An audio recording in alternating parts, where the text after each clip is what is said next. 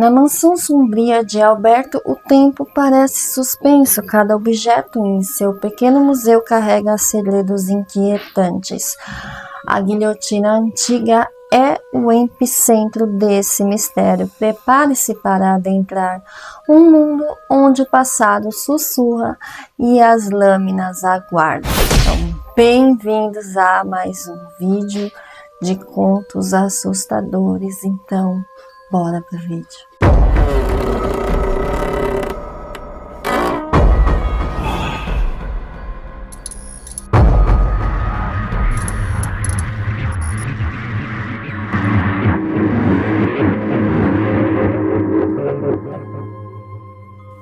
Se você for novo ou nova por aqui, por favor, se inscreva, deixe o seu like e compartilha para que mais pessoas possam conhecer aqui o nosso canal.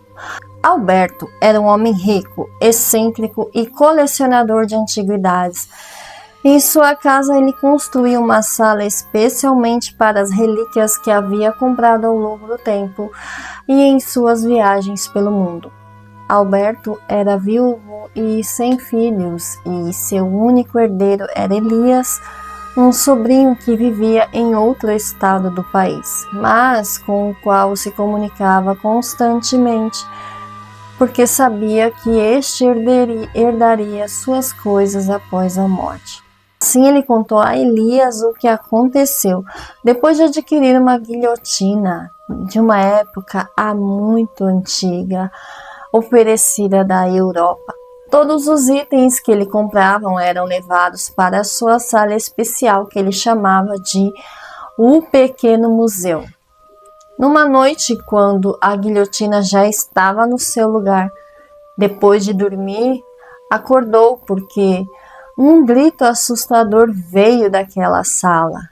Ele sabia que todos os objetos que haviam em sua casa tinham pertencido a personagens estranhos, mas nunca tinha ouvido nada como naquela noite. Levantou, foi até lá, observou em todas as direções, mas não havia ninguém. Voltou para o seu quarto, mas quando estava entrando, sentiu como se a lâmina daquela guilhotina fosse descarregada, como faziam outrora.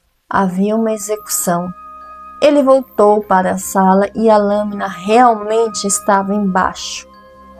Depois ele contou isso ao seu sobrinho. Começaram uma série de coisas que aconteciam todas as noites. Gritos, lamentos e a lâmina daquele dispositivo que caía. Outra noite, enquanto Alberto dormia, sentiu mãos o puxarem do quarto e o levarem para a guilhotina. Sem ver ninguém, somente mãos fortes o segurando. Ele foi levado para a guilhotina. Viu quando a lâmina sozinha se levantou e caiu, sentindo cortar o seu pescoço. Quando se viu no chão sem o corpo, ele acordou da cama suando. O que ele tinha sonhado era tão real que estava assustado, muito assustado. Numa conversa com Elias, ele disse ao seu sobrinho que se livraria daquela engenhoca que estava em sua casa, mas nunca conseguiu fazer isso.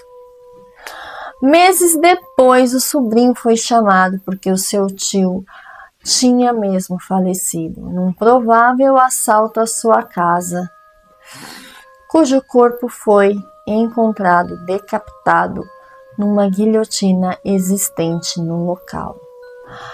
A polícia diz que não sabia por que houve esse assassinato, pois nenhum item da casa foi roubado e também não foi encontrado nenhuma impressão digital, como tampouco qualquer outra pista de que qualquer outra pessoa possa ter invadido a casa.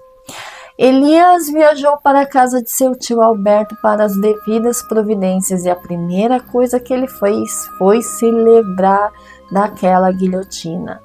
Após a liberação da perícia sendo vendida para um grande museu, acabou por vender todas as antiguidades de seu tio, assim como também a casa, e depois foi embora.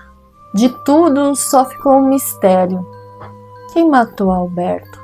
Quem além dele habitava naquela casa? Seriam as almas ceifadas daquela guilhotina que estavam lá? Ninguém nunca saberá. Uma curiosidade sobre as decapitações na Europa por guilhotina: estudiosos de medicina da atualidade afirmaram que após cortar a cabeça, após a cabeça tombar, por ainda haver oxigênio e sangue no cérebro, o condenado vivia entre 8 e 30 segundos, podendo até mesmo fazer expressões faciais. Hoje também é sabido que grande parte dos condenados eram inocentes ou não tiveram nenhuma chance de defesa. Essa história, Alex Morales Gomes, da obra Mistério e Terror de Medellín, Colômbia, tradução e adaptação e pesquisa Sérgio Guitel.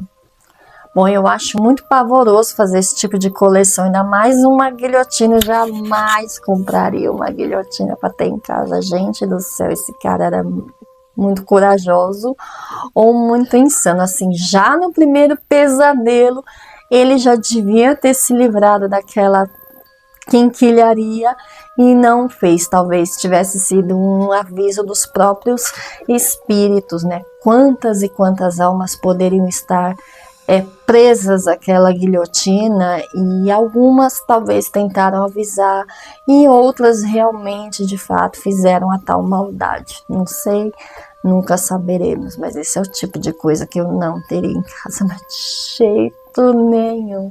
E eu não duvido nada que como vou dizer, claro que isso foi uma história, mas que objetos assim com essas histórias, né, que aconteciam antigamente, essas coisas, eu não duvido nada que tenha uma egrégora muito ruim, almas que ficaram presas àquela situação terrível.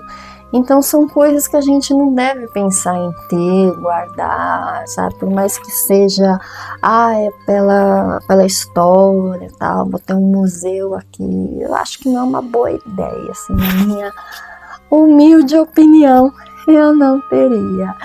Muito obrigada por ter assistido até aqui. Se você gostou desse vídeo, deixa aqui nos comentários o que você gostou. E se você quer que eu traga mais contos assim que não são tão longos, né, põe nos comentários. Se você também tiver relatos sobrenatural, entre em contato comigo ou pelos comentários ou por e-mail e aguardo os seus relatos. Falou, um beijo e até o próximo vídeo. Coloca aí no final guilhotina sombria para eu saber que você assistiu até o final. Beijos!